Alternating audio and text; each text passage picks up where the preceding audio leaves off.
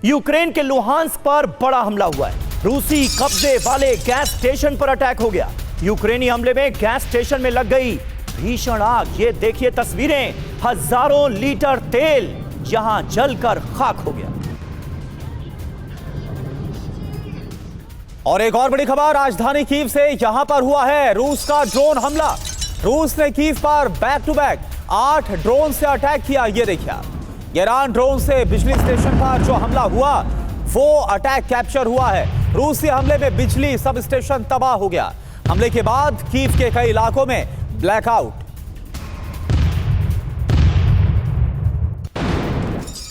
और एक और बड़ी खबर है, और ये खबर जुड़ी है पुतिन की वार्निंग से। टॉमहॉक मिसाइल पर पुतिन ने दी है अमेरिका को चेतावनी। कीव को मिसाइल मिल गई तो रूस अमेरिका के संबंध और ज्यादा खराब हो जाएंगे। रूस के पास टॉमहॉक मिसाइल गिराने की ताकत है। अमेरिकी मिसाइल से युद्ध की स्थिति बदलेगी नहीं, ये कहा है व्लादिमीर पुतिन ने। अमेरिका यूक्रेन को टॉमहॉक मिसाइल दे सकता है, इसके पूरे आसार नजर आ रहे हैं। और ऐसे में पुतिन का यह बयान बहुत अहम है।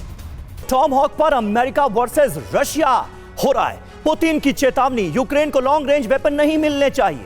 मॉस्को और वॉशिंगटन के बीच इससे टेंशन और ज्यादा बढ़ेगी। टॉमहॉक मिसाइल रूस को नुकसान पहुंचाएगी। जल्द ही रूस टॉमहॉक का तोड़ भी ढूंढ लेगा। रूस और अमेरिका के बीच युद्ध का यह नया चरण होगा। जरूरी बात यह है कि न्यूयॉर्क में जेलेंस्की ने ट्रंप से लॉन्ग रेंज वेपन मांगे थे।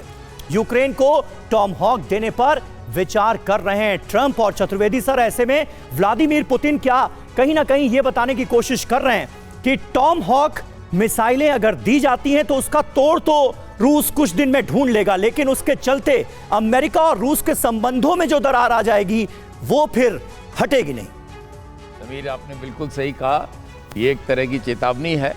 और रशिया बिल्कुल नहीं चाहता कि long range weapon system Ukraine को दिए जाएं, और यही पॉलिसी थी अभी तक। वो डिफेंसिव वेपन सिस्टम यूक्रेन को दिए जा रहे थे। टॉमहॉक का देना एक लॉन्ग रेंज मिसाइल है, क्रूज मिसाइल है, और करीब 1500 माइल्स 2500 किलोमीटर तक जा सकती है।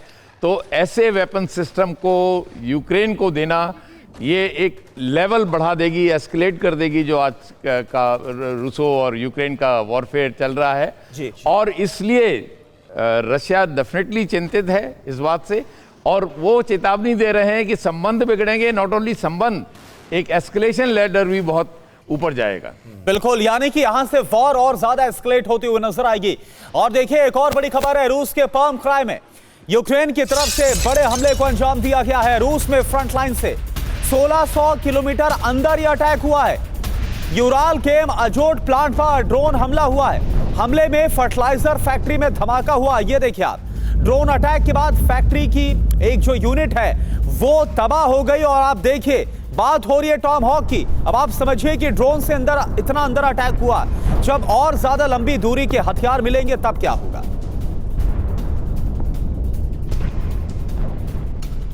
और देखिए एक और अहम खबर है, रूस के बेरेजिन्स्की पर विध्वंसक हमला हुआ है। उरलखेम केमिकल फैक्ट्री पर ड्रोन अटैक हो गया। हमले के बाद रूसी केमिकल फैक्ट्री में आग लग गई।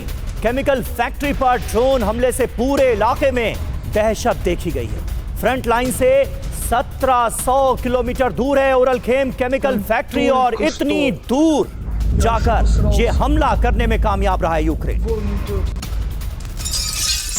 और बड़ी खबर है, रूस से तीसरे विश्व युद्ध की चेतावनी को लेकर हम पूरे यूरोप को तबाह कर सकते हैं। यूक्रेन को लॉन्ग रेंज वेपन पर टेंशन। रूसी एडमिरल सर्गेई अवाक्यंस ने कहा, हमारा जवाब निर्णायक और विनाशकारी होगा।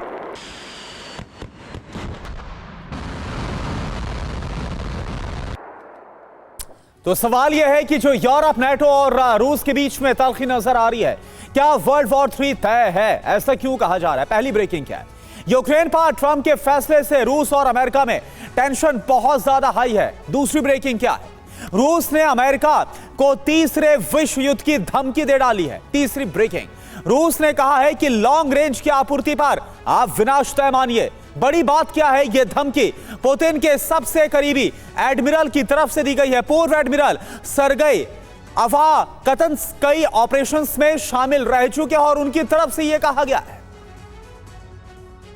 जी और देखिए एक अहम जानकारी और आपको दे दें, पश्चिम को रूस की धमकी की वजह यह भी है कि अमेरिका यूक्रेन को मदद देने के लिए इंटेलिजेंस शेयरिंग का प्लान तैयार कर चुका है। अमेरिका के टोही विमान रूस के आसपास काला सागर, बाल्टिक सागर और कारा सागर में रूस की रेकी करेंगे। रूस के सामरिक ठिकानों का इंटेलिजेंस जुटाकर यूक्रेन के साथ साझा कर दिया जाएगा। इससे यूक्रेन को रूस पर डीप स्ट्राइक करने में मदद मिलेगी। सटीक इंटेलिजेंस मिलने के बाद रूस पर लॉन्ग रेंज हमले किए जाएंगे, यानी रूस के तमाम शहरों में फिर हमला करने में कामयाब हो सकता है यूक्रेन। और यह स्थिति कितनी विनाशकारी साबित हो सकती है, यह मनीष से बेहतर कोई बता नहीं सकता। मनीष, कैसे आप एनालाइज करेंगे मौजूदा स्थिति को और क्या अब बहुत विध्वंसकारी मोड़ पर यह जंग जाती हुई नजर आ रही है? देखिए, स्थिति वाकई गंभीर है क्योंकि अब अमेरिकी इंटेलिजेंस शेयर नहीं करेंगे बल्कि कर रहे हैं। आपने देखा होगा कि जब नाटो के ईस्टर्न सेंट्री के तहत एयर पुलिसिंग की जा रही है, जहां पर नाटो के विमान रूस की सीमा पर लगातार उड़ रहे हैं, तो वहां नाटो के विमान, जिसमें सबसे ज्यादा अमेरिकी जासूसी टोही विमान है, वो लगातार रूस और बेलारूस में जो सैन्य मूवमेंट हो रहा उन गतिविधियों पर नजर रख रहे हैं और उसके बारे में एक एक जानकारी दे रहे हैं। आपने देखा कि बहुत से ऐसे रूस के मिलिट्री बेस या एयर बेस जिनको अटैक किया गया जो यूरोप के बॉर्डर पर थे, उसकी वजह यही है क्योंकि एक के बाद एक इंफॉर्मेशन मिल रहा है यूक्रेन को और फिर और उसका वो इस्तेमाल भी हो रहा है। तो ऐसी स्थिति में इस बात की काफ़ी गुंजाइश है कि एक छोटा सा मिस कैलकुलेशन इस जंग के स्केल को बहुत बड़ा कर सकता है। बिल्कुल, एक छोटी सी गलती और उसके बाद हो जाएगा महाधमाका। एक और बड़ी खबर, पोल्टावा पर रूस ने दागी इस्कैंडर मिसाइल, ये खबर सामने आ रही है। इस्कैंडर मिसाइल से यूक्रेनी पोस्ट में तबाही मची है, हथियार और गोला बारूद जलकर खाक। रूसी हमले में कई यूक्रेनी सैनिक घायल।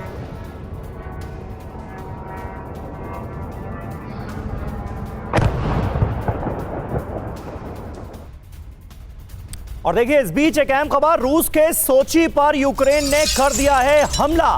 सोची में पुतिन की मीटिंग के दौरान अटैक हो गया। हमले के बाद पूरे सोची में एयर रेड अलर्ट जारी किया गया है। तस्वीरें आपको दिखा रहे हैं, यूक्रेन ने कैसे एक रिहायशी इलाके को टारगेट किया है। और खास बात यह है कि यह अटैक उस वक्त हुआ जब सोची में ही पुतिन एक मीटिंग कर रहे थे। और एक और बड़ी खबर, कागजी शेर पर ट्रंप को पुतिन का जवाब। हम आत्मविश्वास के साथ नाटो से लड़ रहे हैं। रूस कागजी शेर तो नाटो क्या है, यह पुतिन की तरफ से कहा गया है। रूस का नाम लेकर नाटो हथियार खरीद रहा है, यूरोप सेना तैयार कर रहा है, रूस इसका जवाब देगा। तो नाटो में रूस का बड़ा खौफ देखने को मिल रहा है। पुतिन की तरफ से जो 5 बड़ी बात है कही गई वो आप देखिए। नंबर 1, युद्ध का खौफ दिखाकर हथियार खरीद रहा है लगातार यूरोप।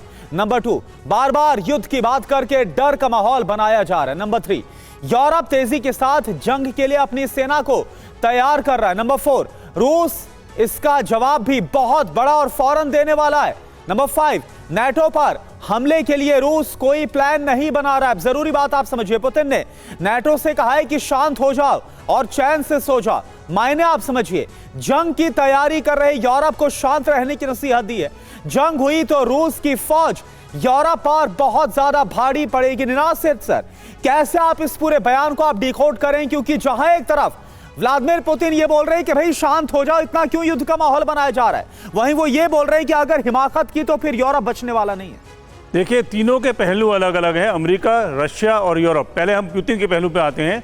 पुतिन नहीं चाहते कि ये जंग अब आगे बढ़े और यूरोप के साथ लड़ाई हो, पर पुतिन जानते हैं कि अगर यूक्रेन से लड़ने में इतनी दिक्कत आ रही है तो कन्वेंशनल वॉर, टैंक, मिसाइल, फौज के साथ वो नहीं लड़ सकते। वो सीधा पहले न्यूक्लियर स्ट्राइक ही करेंगे और उससे खतरा बढ़ जाता है। इसको अंग्रेजी में न्यूक्लियर एयर ट्रिगर कहते हैं। ट्रिगर, गोली का जो बंदूक का ट्रिगर होता है, उसके ऊपर हाथ है। पर यूरोप को क्या मिलता है? यूरोप को अपनी हैसियत बढ़ाने के लिए एक मौका है, वो दिखाना चाहती है रशिया को उसकी जगह। पर अमेरिका को, मेरे को लगता है हम लोग एक असेसमेंट नहीं कर रहे। सबसे ज़्यादा फायदा अमेरिका को होगा अगर रशिया और यूरोप लड़ते हैं, क्योंकि वो दोनों खत्म हो सकते हैं और अमेरिका एक नंबर 1 पावर और भी ज़्यादा बढ़ सकता है। और इसमें चौथा एक पहलू, जो इमीडिएट पहलू ये है कि क्या यूरोप के पास क्षमता भी है रशिया के साथ लड़ने की। हम जर्मनी, जो यूरोप का सबसे बड़ा कंट्री है, उसको देख लें, 2 लाख तो सोल्जर हैं उनके पास, नॉन न्यूक्लियर वेपन्स हैं। नेटो की गारंटी तब तक ही रहेगी जब तक अमेरिका चाहेगा। तो मेरे को लगता है कि यूरोप अपना ज़्यादा हाथ खेल रहा है, उतने उसके पास कार्ड्स नहीं हैं। बिल्कुल, यूरोप के हाथ जल सकते हैं इस लड़ाई में, इस जंग में, इसके पूरे आसार नजर आ रहे हैं। और देखिए, एक अहम खबर खार्किव से आ रही है। यूक्रेन के खार्किव पर रूस ने कर दिया है बारूदी प्रहार। खार्किव में यूक्रेनी ट्रेन पर ड्रोन हमला हो गया। ड्रोन हमले में पैसेंजर ट्रेन को नुकसान पहुंचा है। ट्रेन के कई डिब्बे इस हमले में क्षतिग्रस्त हो गए। तस्वीरें आप देखिए, एक पैसेंजर ट्रेन पर ड्रोन हमला हुआ है। और एक और बड़ी खबर, रूस यूक्रेन युद्ध पर अमेरिका के पूर्व कमांडर का बहुत बड़ा दावा सामने आ रहा है। रूस यूक्रेन जंग के लिए यूरोप जिम्मेदार है। यूरोप की वजह से यूक्रेन युद्ध शुरू हुआ, स्कॉट रिटर की तरफ से कहा गया है। ये यूरोप ने यूक्रेन को जंग के लिए भड़काया। स्कॉट रिटर ये बोल रहे हैं, यूरोप की वजह से युद्ध नहीं रोका जा सका है। मौजूदा हालात के लिए भी यूरोप को जिम्मेदार बताया। और देखिए, जर्मनी को रूस के हमले का डर है। जर्मनी में दिखा रूस का जासूसी ड्रोन। रूसी ड्रोन दिखने से जर्मनी में खासी दहशत है। ड्रोन के जरिए रूस लगातार जासूसी कर रहा है, इस बात का अंदेशा है। रूसी ड्रोन दिखने के बाद म्यूनिख एयरपोर्ट को बंद कर दिया गया है।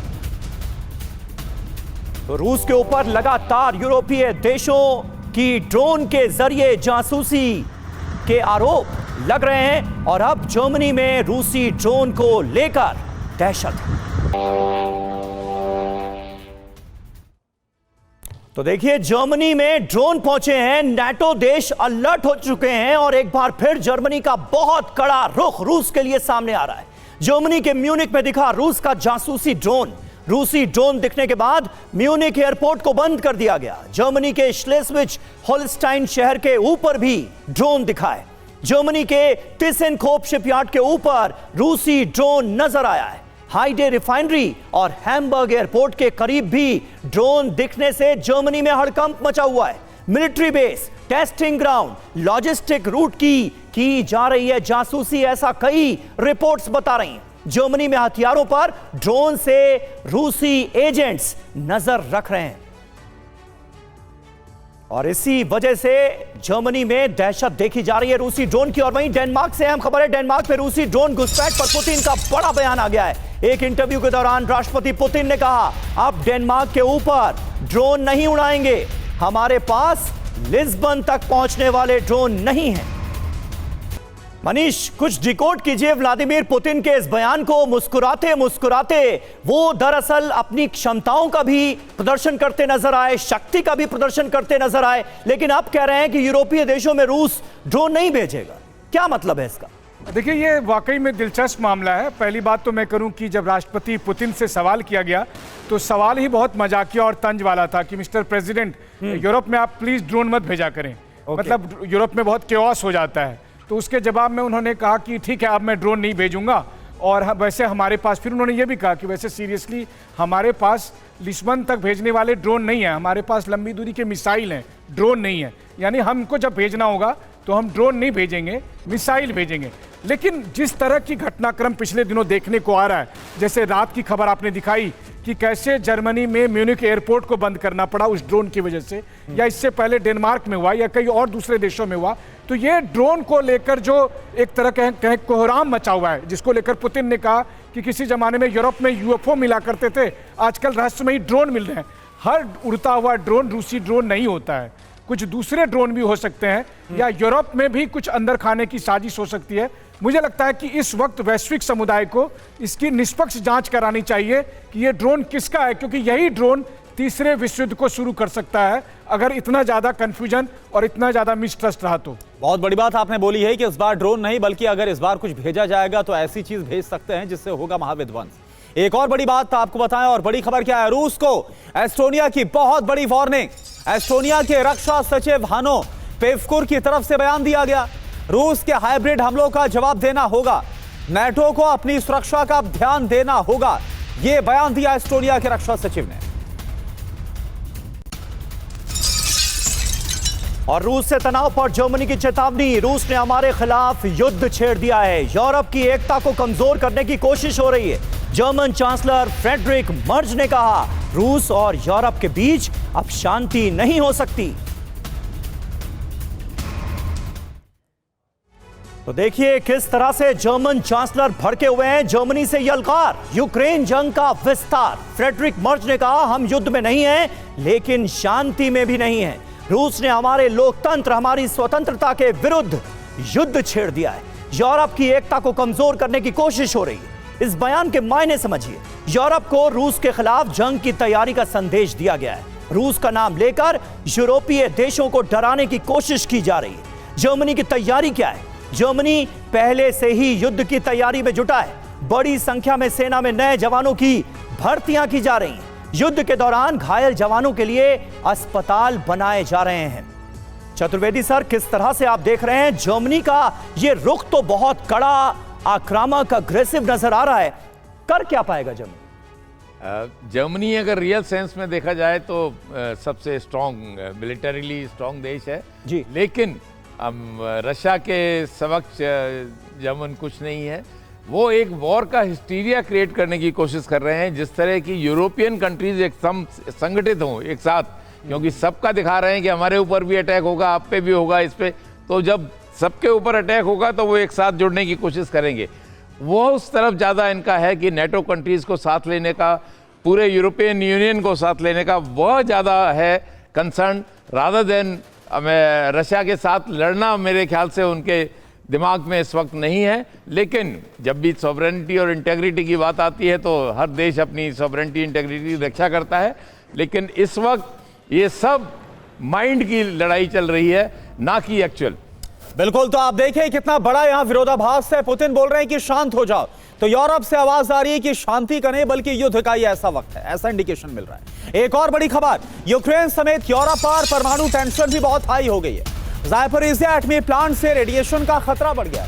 पावर प्लांट में पिछले 9 दिन से बिजली सप्लाई बंद है। आपको याद होगा 2 दिन पहले हमने आपको खबर भी दिखाई थी जहां पर ज़ेलेंस्की ज़ापोरिज़िया प्लांट को लेकर वार्न करते नजर आ रहे थे और वो ये बोल रहे थे कि जो हालात हैं यहां पर बन रहे बेहद खतरनाक है और अगर कुछ भी ज़ापोरिज़िया प्लांट में होता है तो इसका असर पूरे यूक्रेन से लेकर यूरोप तक नजर आएगा।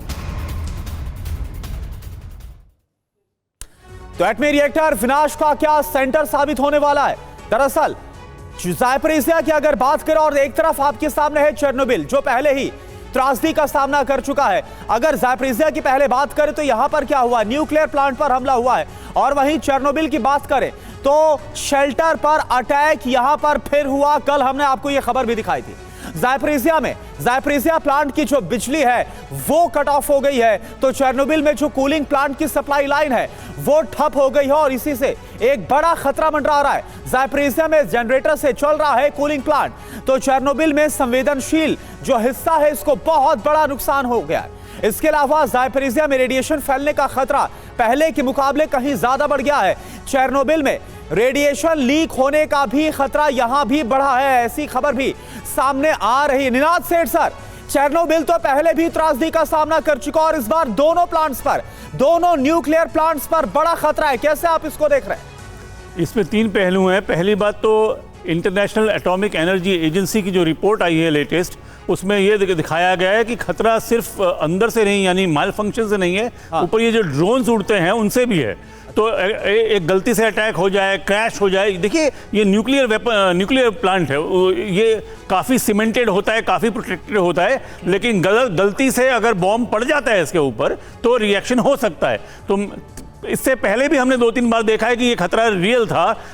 अभी तक तो रशिया ने रिस्ट्रेन दिखाया है। अगर रशिया रिस्ट्रेन नहीं दिखाता है तो रशिया को खुद को भी नुकसान हो सकता है। मेरे को लगता है कि एक अच्छी बात इसमें यह है कि सबको इतना ज़्यादा नुकसान हो सकता है कि सब एहतियात शायद बरतेंगे, क्योंकि उसका अंजाम फिर रूस और यूक्रेन दोनों को भुगतना पड़ सकता है और इसलिए भी एहतियात बढ़ता जा रहा है।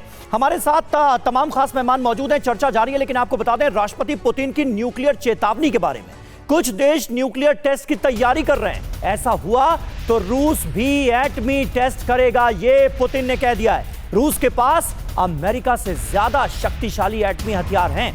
हिरोशिमा में गिराए बॉम्ब से ज्यादा ताकतवर परमाणु बॉम्ब हैं। और देखिए इस बीच एक और बड़ी खबर है, ड्रोन वॉल पर यूरोप में मतभेद पैदा हो गया। पूर्वी नाटो सीमा पर ड्रोन वॉल पर फूट पड़ गई है। इटली और फ्रांस का एक अलग अलग रुख इसको लेकर सामने आ रहा है। ड्रोन घुसपैठ के बाद ड्रोन दीवार का जो प्लान है वो तैयार किया गया था, लेकिन अब इसी में यूरोपियन कंट्रीज आपस में उलझते हुए नजर आ रहे हैं। तो रूस का ड्रोन प्रहार यूरोप में अब दो फाड़ कैसे है? बड़ी बात क्या है?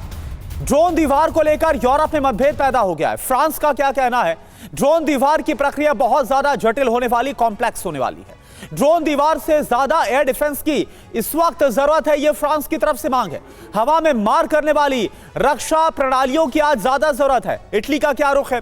ड्रोन दीवार से सिर्फ पूर्वी हिस्से को फायदा ना हो, स्पेन क्या बोल रहा है? ड्रोन वॉल से सभी यूरोपीय देशों को फायदा होना बहुत ज्यादा जरूरी है। अब जरूरी बात आप समझिए, पोलैंड, डेनमार्क में ड्रोन घुसपैठ के बाद ड्रोन दीवार पर जो बात है वो की गई थी।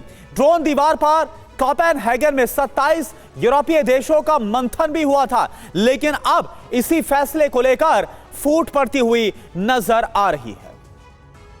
और मनीष भाई इस वक्त हमारे साथ है। मनीष, कैसे आप देखेंगे? एग्जीक्यूशन हुआ नहीं कि उसके पहले आपसी मतभेद और फूट?